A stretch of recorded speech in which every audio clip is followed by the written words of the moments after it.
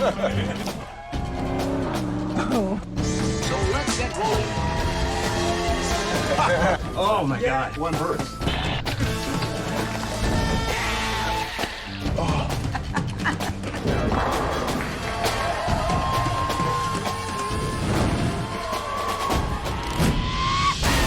I took a walk through this beautiful world. Felt the cool rain on my shoulder.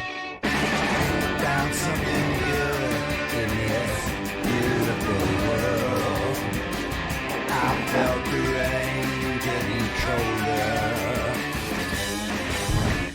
Sha-la-la-la-la, sha-la-la-la-la-la, sha-la-la-la-la, sha-la-la-la-la-la. What if we just skip Dino's and go to Edgefield and then go to Roberts? I say Dino's. I mean, I'm not trying to screw you The only all thing over. is Edgefield closes at midnight. You gotta see. Have you been to Roberts? Like Dino's definitely I've been anywhere. starter, and that's it. Saw the hotel Anything and else. what do I know? Hold on, time out. Stop. You've never hung in Nashville? No. You're gonna have a fun time. It's good. I have no doubt.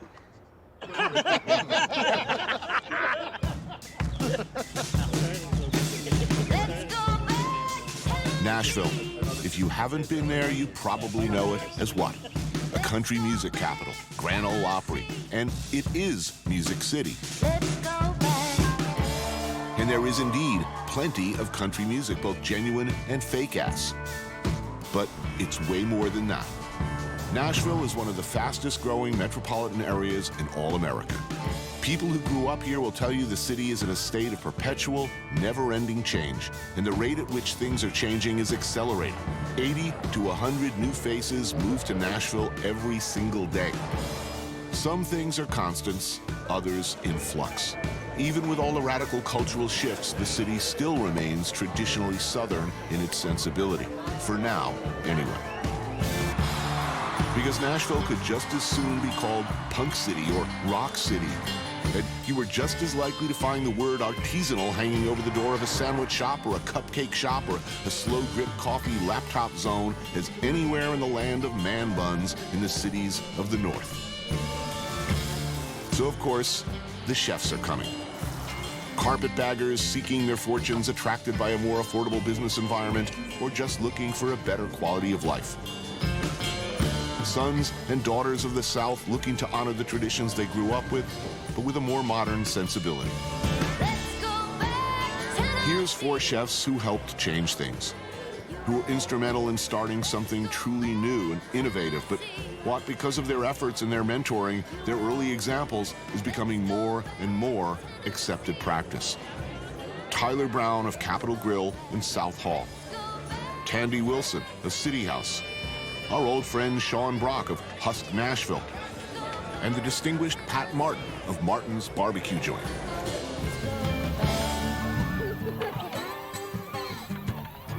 Sundays are often spent here at Pat's house, friends, family, kicking back and drinking beer and cooking over the fire pits. All these chefs pride themselves on celebrating local, seasonal, southern ingredients and close relationships with farmers and food producers from the area. Those are 90-day aged ribeyes from nearby Bear Creek Farm slowly cooking there. And they're going to be topped off with oyster mushrooms and bourbon soy and some nice runny eggs and garlic. Grits, well, of course. These are called greasy beans, pressure canned in salt water, then heated up with pork fat, so I'm not hating that for sure. There's also homemade ricotta served with a cold smoked sausage and roasted acorn squash. You better get it, Fred, because if you don't, you're screwed, man. I'll say everybody gets an egg. Everybody cool with that? Oh, hell yeah. It's a must. Doesn't really matter what I'm eating if I'm eating outdoors. They like to Really? I love eating outdoors. Yeah, me too. Oh, yeah. Here's how we're talking. Thank you. So who started in the restaurant hospitality business in Nashville first? You started... October of '06. '06. We started in 2003. '03. What was it like in '03? What do people want to eat in Nashville in '03? Holy cow. Wow. Steak and potatoes? Steakhouse, man. That's all it was. Those are the only places to eat. Which came first, the customer or the chef in this case? I mean, Chef the and chef. Chef showed up first. How open to new shit That's the thing about were people in is Nashville? Always from People, the beginning? yeah. Because it's artistic. People are very progressive. It's such a It creative. doesn't mean they know what they're tasting, or at that time they knew what they were tasting, but they wanted it. Who's here? Who's from here originally? I am. That's it. I think so. So they were all carpetbaggers at this table. Yeah. I mean, right? Some of that. You hear that? Really? Nashville's Lower Broadway or Music Row. It's what Nashville's selling. It's what the tourists want. And the honky-tonks or McHonky-tonks that line the strip now tend to lean more towards cover bands than singer-songwriters. On one hand, it employs a hell of a lot of musicians, which is a good thing. On the other hand,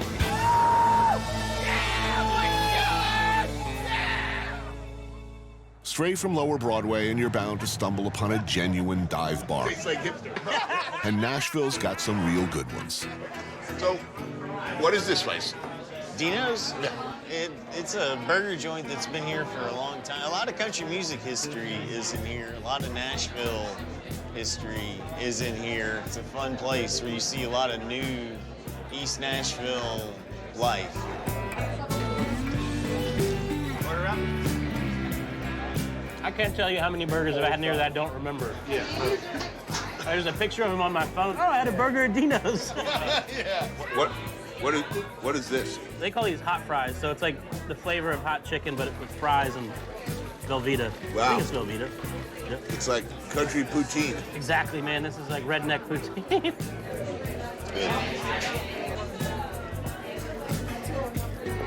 That's up. Tony, what's cool about there's these dive bars here is there's so many studio musicians here. If you're not a badass musician in this town, you're not gonna make it. So everywhere you go, you're hearing the most incredible players you've ever seen anywhere in the world. What music rules here still? I mean, is country music still? Well, they've effed up country music so bad on Music Row, it's not even funny. It's not country music. To me, it's not. It's bullshit. But there's also so much more than country, you know. Oh, man, that's the thing people don't realize about Nashville is it's not just country music. If you're looking for iconic Nashville, what's bone deep, local, even deeper than the dive bar culture, you would be talking about a thing called Meat and Three. Meat and Three is a cafeteria-type institution offering for a set price a choice of meat and 3 sides. I've been thinking about this all day since the minute I woke up. Oh, hell yeah. It's the real deal. Danger's in downtown Nashville is just such an institution. Doors open at 10 a.m. and close at 2 p.m. With a rotating selection of a dozen lunch staples, you're pretty sure to find what you came for. Okra or black-eyed peas? What do you think? Which should I do? Okra. Okra, okay. This gentleman, too, is something of an institution. Jesse Boyce, a 2-time Grammy Award nominee, instrumentalist, songwriter, producer, and CEO of Sovereign Music Group in Nashville. This is a big national tradition, a Meat and Three. Absolutely.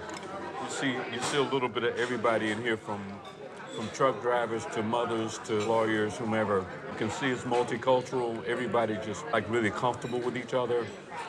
Like a microcosm of what Nashville is really like.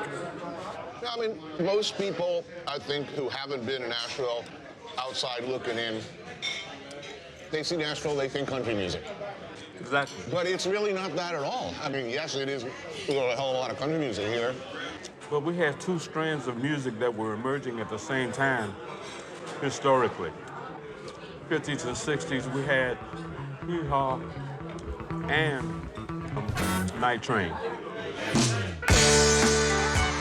aboard! The night train now boarding, and you have the best in the house, so let's get rolling with great entertainment. Night Train was the black TV show that had all the major R&B artists on and the local artists on, the same as we had with hee-haw and all the country artists. And then you had Jefferson Street. Jefferson Street is where all the black artists came to play.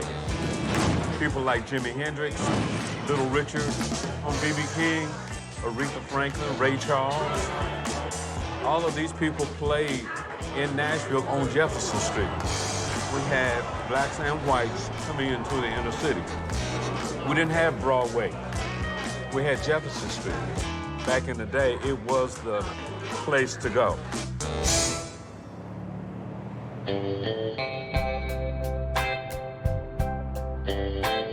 The Jefferson Street district no longer resembles its neon-lit heyday. Like a lot of historic neighborhoods in Nashville, it's being slowly eaten by developers to make way for the shiny and the new, to accommodate all the new arrivals. It was over before it even began. But what's left is a pretty amazing musical legacy, and one that's often overlooked or sometimes simply forgotten.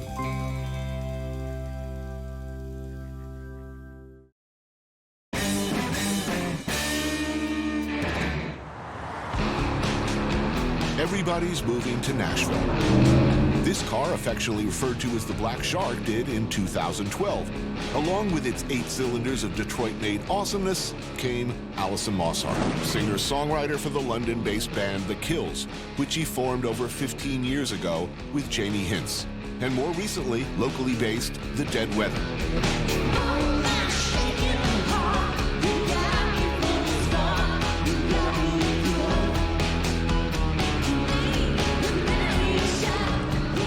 Straight to a red light. She needed someplace to park her car, she says, and Nashville seemed right.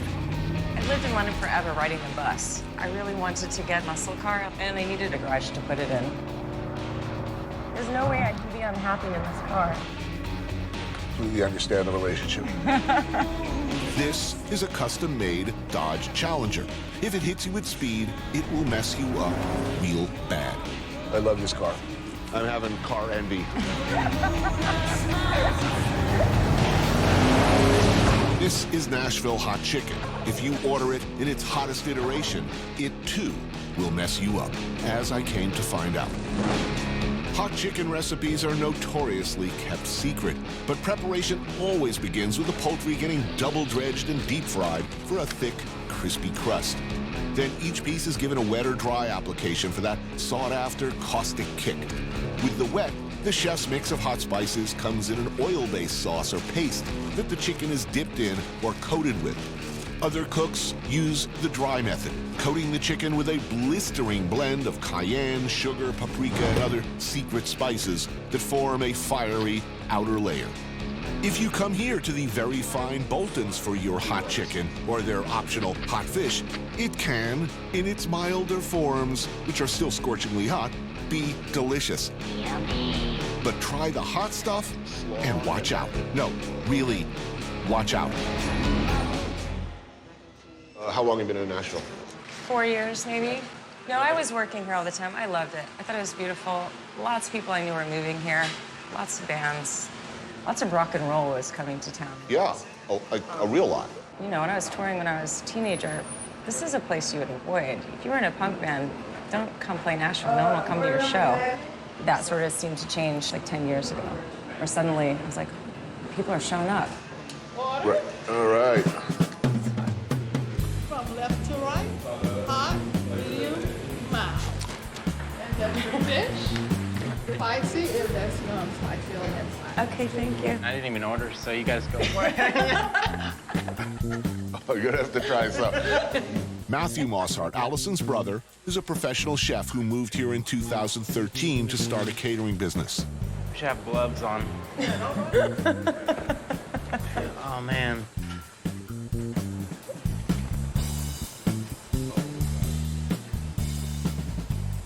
The medium is really hot. That's really hot. And it just keeps coming. You're already diving into the coleslaw at 1,000,000 miles an hour. Yeah. Oh, my God. Are you done? Yeah, this isn't good. That was, Which one did you get? I think, medium, mild, whatever it is. I know that I don't have a hot one, but this is hot anyway. I'm trying to bond with you guys. All right, I'm going in. Do not resuscitate. Oh, man. I don't want this.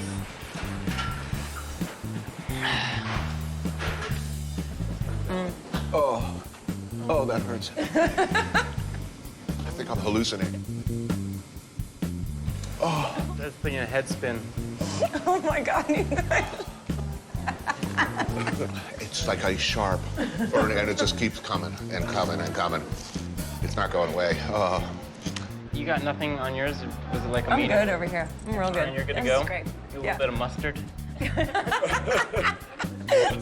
There appears to be a little bit of mustard on here, yes. Okay.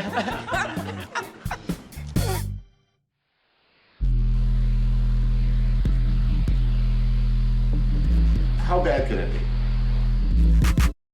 I just experienced like 12-hour payback from hot chicken. Right. I mean, and this was an existentially awful experience that I really, there were moments when I didn't think I was gonna make it. This has gotta be so much better than that, and it's only 3 minutes. Only 3 minutes. I'll take it. Do you serve snacks in there? My friend Dean Fertitta plays guitar and keyboards for Queens of the Stone Age. He also plays with the Dead Weather with Allison, who you just met. A Nashville resident too, he trains in Krav Maga, a lethal martial art, at the same gym where I trained jiu-jitsu when in town. These things hurt. They punish the body. They make a person sore. Fortunately, I had a knuckle-headed idea and a place to do it. Cryotherapy, the latest in muscle recovery treatments. So far, so good. No. No. This is a terrible restaurant, Tony. Basically, you step inside a big tube into which liquid nitrogen is pumped, chilling things down to a less than comfortable -300 degrees. Oh, God. You apparently convince your body that it's dying on the permafrost, causing it to kick loose all sorts of emergency, life-saving, anti-inflammatory proteins. After which, you are supposed to feel better. If your fingers and penis don't shatter like Hummel figurines. You did it. Oh, watch your head. Took it off. Well, how you feel? Good luck. I'm dying. In a good way, though. All right. So Ready, step sir? right in. No, I'm not ready. Step in, I don't like the way he looks. He looks unhappy. All right. Sorry. Did you notice how like the last 40, 50 seconds were the coldest? Yeah. Pretty much this whole session is going to be like that last 40, 50 seconds. Oh, the whole great. session, because you're going second. Oh, yeah, that's uncomfortable. Yeah, you're already at -306. Oh, yeah, that's bad. That's bad. That's not good. You can do it. Oh. You feeling all right? No, it's good. It's bad. I don't let her rub some hot chicken all over my body. They're 10 seconds in. No, don't tell me that. You see, he's already at -308. So you didn't hit -306 and 308 till the last minute. Look how long have I got? You're not even halfway there. I'm not even halfway there. Oh. I'm trying to be helpful, but I can't even talk right now. Yeah. So How are we doing for time? You're almost done. Yeah, what's almost mean? 10 seconds. Really? Yeah. Good, yeah. 10 seconds. Good. You got it. Wow. This was on level 2. done. There's still a third level. Level 2. Yeah. There's still one more level up. What's the longest you can go in it? 3 minutes. 3 minutes. Yeah, we always suggest watch your head, sir. Well, always wondered what it was like to have a micro penis. Oh, I feel a little crispy. That was kind of awesome. Freshly invigorated by our sub-zero experience with newfound appetites to go with our newfound cryogenically induced superpowers, Dean and I head over to City House, Tandy Wilson's place, for some pizza. So would you say that what you've seen here is what you were expecting to find? I like it here. It's a friendly town. And it's friendly. I know, I remember when we first came down here, we'd go to the gas station, people would say hello, and we would be like, Yeah. you know. That takes some getting used to. What is that? Yeah. I'm assuming she's half kidding, but Allison said it's all about the car. She needed someplace to park the car. Why she moved here? Yeah. I totally believe You don't it. doubt that. She does love that car. Right. I mean, as much as I talk about it, I would never buy a muscle car because once I start, it's like I would never be satisfied. You know, I mean, you don't want to be like Jay Leno with like 30 muscle cars. You know, let's face it, if you own 30 classic muscle cars, there comes a point where people are going to look at you and say, you know, sorry about your penis. You know, there's something else going on here.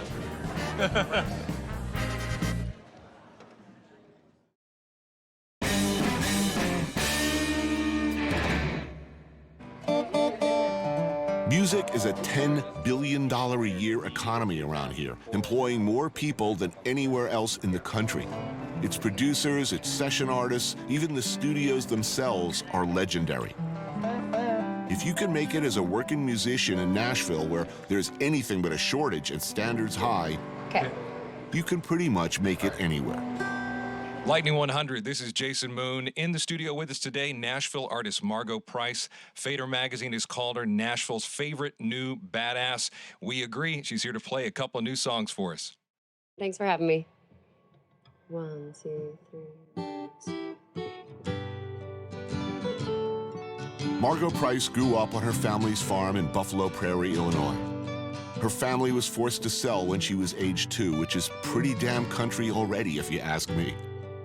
As a country music traditionalist, she struggled for years to find her place within Nashville's increasingly pop-driven country scene and the growing indie rock one. In 2010, she lost one of her twin sons to a rare heart condition, self-medicated with alcohol, and ended up with every kind of problem, including problems of the legal kind. She poured her heart and every cent she had recording an album in just 3 days at the legendary Sun Studios in Memphis, selling her car and her wedding ring along the way. Dogs that howl on dead-end roads, they remind me where I am, and all the sins I gave away, well, I got them back again. The pain has made me wise, no wasted tears to cry. So many things you never said, but you told me with your eyes.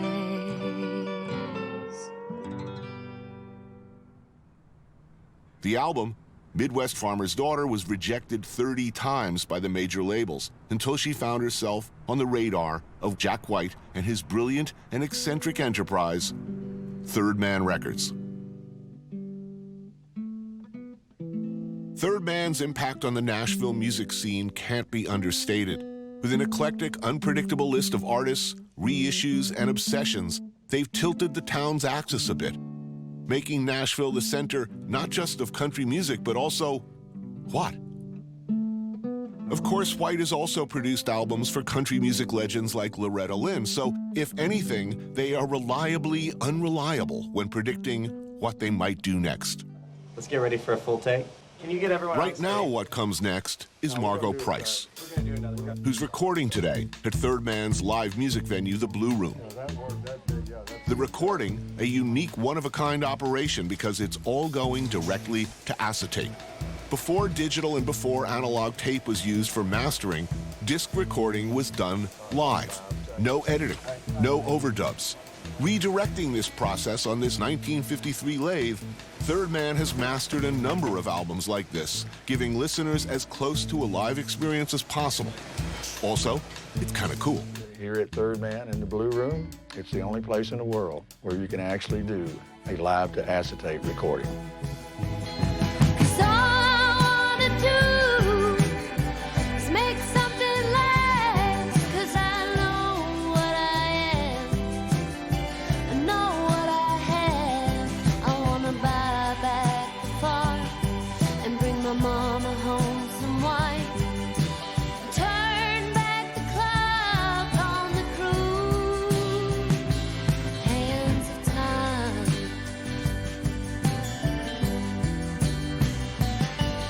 That album that was rejected 30 times debuted on Billboard's Top Country chart at number 10 in its opening week.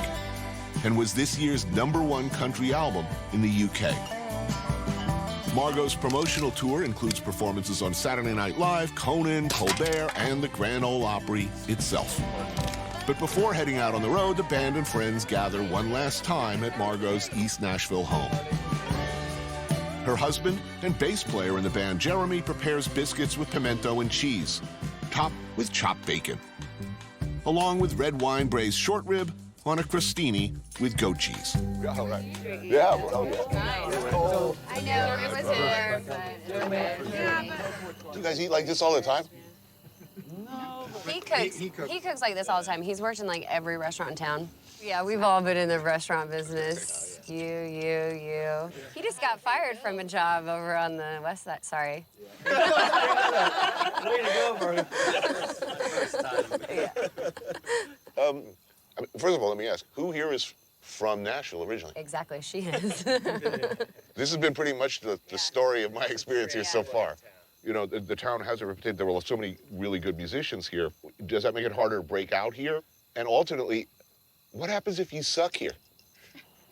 Like, I mean, if you're playing country western, I mean, and you're not good at your instrument, can you make a living here and suck? Absolutely. Yeah. No, not to say like there's tons of bands that suck or something here, but when I came here, I wasn't good enough, and I went out to some like writers rounds, and I learned very quickly that I had to be a better player, I had to be a better singer, I had to be a better writer, and like, so you work hard because you're surrounded by that. It's like you're typically playing to like a whole room of pickers and writers, and so it's like, how many Nashville musicians does it take to change a light bulb? 1 to do it, and 20 to stand around and say, I can do that. I put hurting on the bottle. Baby, now I'm blind enough to see. Been drinking whiskey like it's water. That don't touch, pain to put on me. There seems to be a sense like a lot of established bands have always come here for something metaphysical. I mean, they say it's, well, I want to work with particular session musicians, or I want to record at a particular studio. Yes. But that's really kind of a metaphysical decision. Does that particular mixing board actually possess magical powers that will make your record better? I kind of feel like there's something special about a room. You go into RCA Studio B where all the Elvis singles were cut, all the Orb singles were cut, Everly Brothers. There's something special about that room. Yeah, I mean, you joke around about like the thing about, oh, there's something special on the board. Sometimes there is. I put hurting on the bottle. Baby, now I'm blind enough to see. Been drinking whiskey like it's water. That don't touch the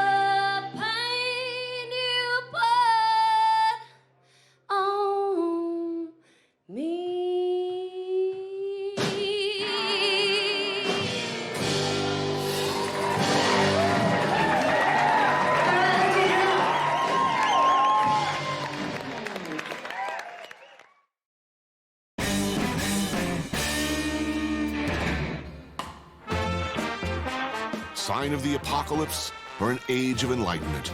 You decide. The craft cocktail program has arrived, and it's spreading fast. Josh Habiger's cocktail bar, Patterson House, and its upstairs 20-seat counter-only restaurant, Catbird Seat, has been catering to the sophisticated palates of Nashvillians since 2011. Josh rolled in from Chicago, a self-trained mixologist, as they call makers of drinks these days, and professional chef. He's got 5 acclaimed restaurants across the city. Cheers. Thanks for playing. Yeah.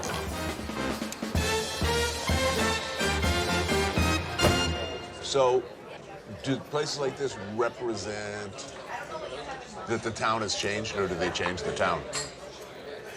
When we opened this, I was amazed by the support that we got from people. People didn't want to hate us, they wanted to like it here. Really? I mean, in New York, particularly if you come from out of town, we kind of want to hate you. I mean, we're not the cold-hearted town that people portray us to be, but especially if you're hot shit somewhere else, you're going to have a real steep climb in New York. We are kind of hoping you're going to fail, and if we can help you, we will. It's not like that here, from what I understand. Carpetbagging interlopers are welcome here in a way that they are not in a lot of places. Whether it's music or restaurants or art, come here and do creative shit. Yeah, it's a really cool place. It's a lot of fun. A little crumble of sea salt. Let me know when it's ready. The idea of this place was to cook the way that a bartender bartends. You're looking the person in the eye and handing them the plate of food. There's no hiding. If they love it, then you see that. If they don't love it, then Plan B. Yeah. So menu changes every night? At the whim of Polly right now. Chef Ryan Poley is the new kid in town, fresh from Chicago.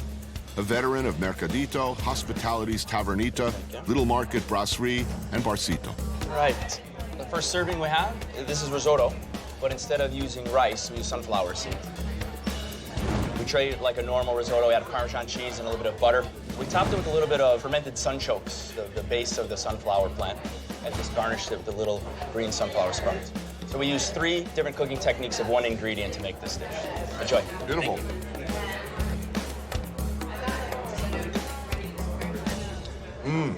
Well, insanely delicious. Nothing about that description sounded particularly interesting to me. They're delicious.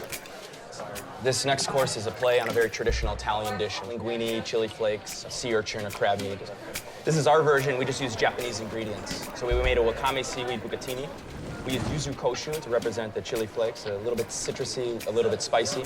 And then we took scallops and dried and smoked them and grated it over the top. Here we go. Enjoy. Oh. Thank you. Man, you were talking my language here.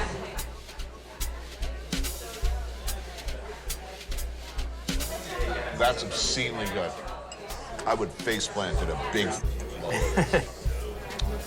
This would be good. Remember when Tony Soprano would come home? Like, he'd come home after a night of whoring and killing people, and he'd go home and he'd open the refrigerator and there'd be like a Tupperware container, and there'd be like some cold leftover ziti that Carmela had made him, like maybe the night before, maybe 2 nights ago, but the fact is it was there.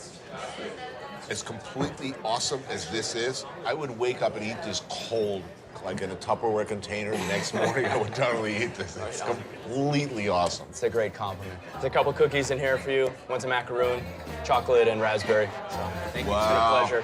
Enjoy.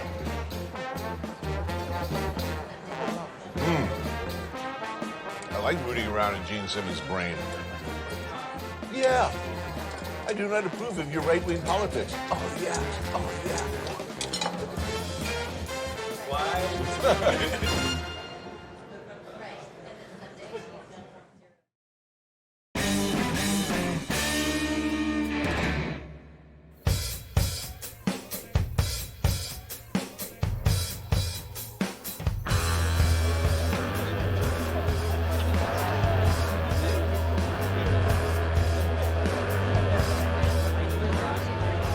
Welcome to Disgraceland, Allison's Nashville home. It's a house party, so there's gotta be food. You just do a small series there where you weren't looking. You don't have to look when you cut, right? No. We can look at each other. Yeah. What? Ready? Okay.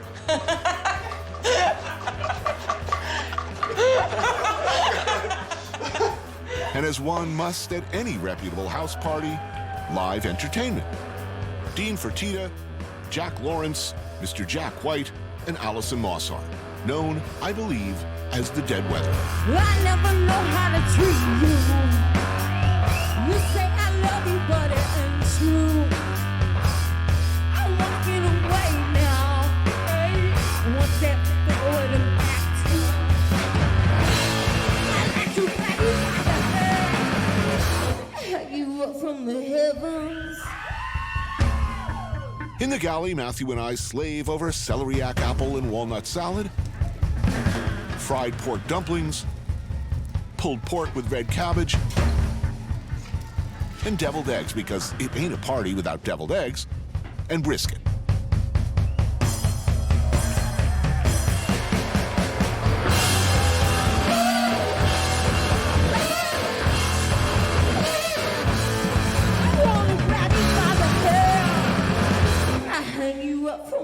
heaven.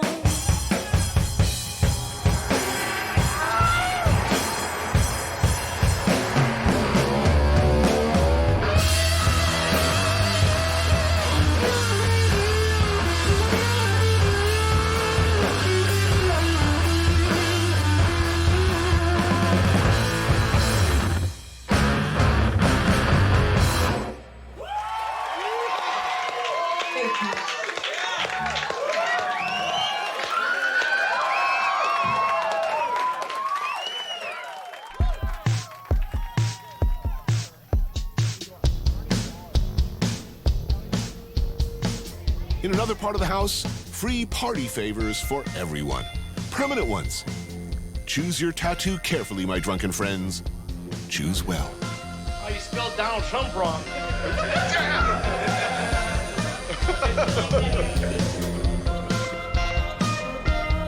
Also on the bill, the kills.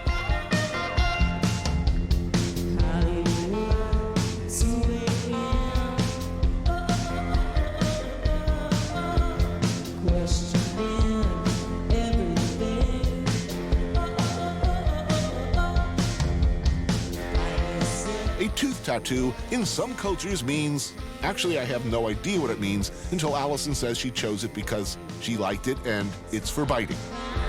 We're in.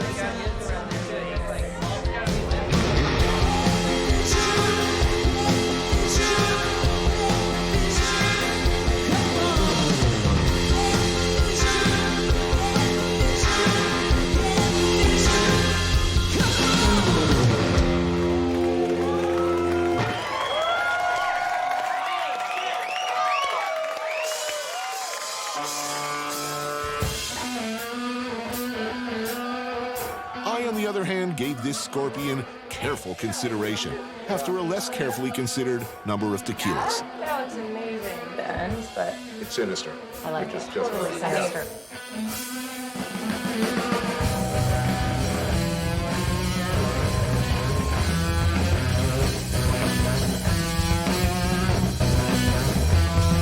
Nothing's a color across the desert, nothing's alive. What does the blacktop know that I have not cracked with my mind? Nothing's a color, gray hairs a feel, nobody cries. I'm pretty proud of that. That came out pretty good. With nothing to like, I feel love. I feel love. Once in a while.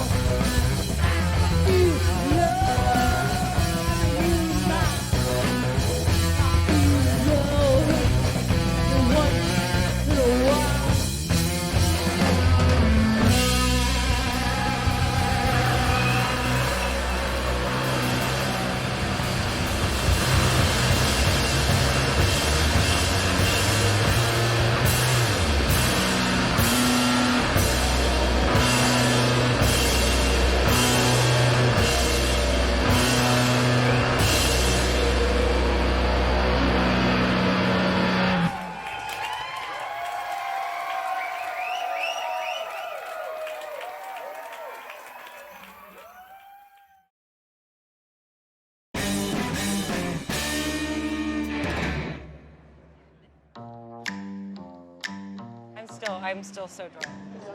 A drink will help. Man, good party. It was like the greatest. As I was driving here, I just couldn't stop smiling. Just remembering like the things I can remember, which is not all of it, but there's a timeline. Seriously, I have bite marks. I have No cigarette burns. way. No, I do. I found. Who bit that's you? A cigarette. That's a bite mark. What's that? Also, That's a bruise. What's that? There's a timeline here, people. Let's work it out. I feel so complete. And I was going to wear that today, but I failed. That guy was wearing a tutu. So I guess it could be worse this morning. I mean, I could. Wow, what's that? Ooh, yeah! Apparently, we took some casualties at last night's house party. But for every throbbing skull, every unremembered blunt force trauma, there is a cure. A Bloody Mary, a mimosa, or both, should you prefer. Pinewood Social, our friend Josh's place, where natural allies, alcohol, hangovers, and bowling coexist peacefully in an atmosphere of mutual respect. Also food. Tony, how many times do you eat a day? No, because when I watch that show, I think about it. I'm like, wow, you've had like 7 meals and it's only 1 o'clock.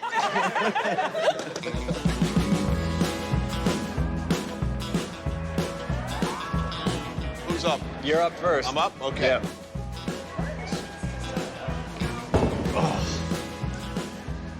Well, not a promising beginning. It can only get better. I don't think he's American. If there's any hustler, it would be LJ. You know, unassuming guy who just happens to show up after being missing for a little while. Right. I can see that.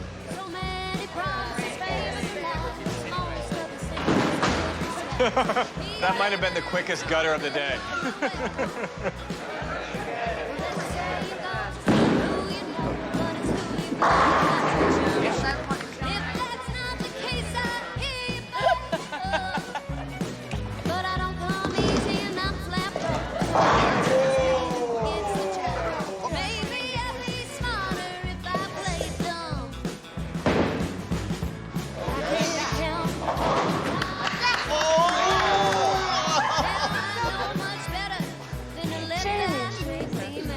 Over the line.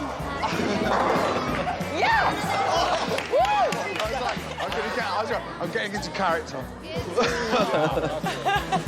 In a safer world, all of us here would be prohibited from hurling heavy objects in any direction, given our sorry states and our general ineptness at this sport of kings. But that's Nashville for you. A welcoming place, a forgiving one. I feel right at home. When I first came here, the streets are paved with gold, and you can walk that road. I've been told, but I won't put out. Be controlled.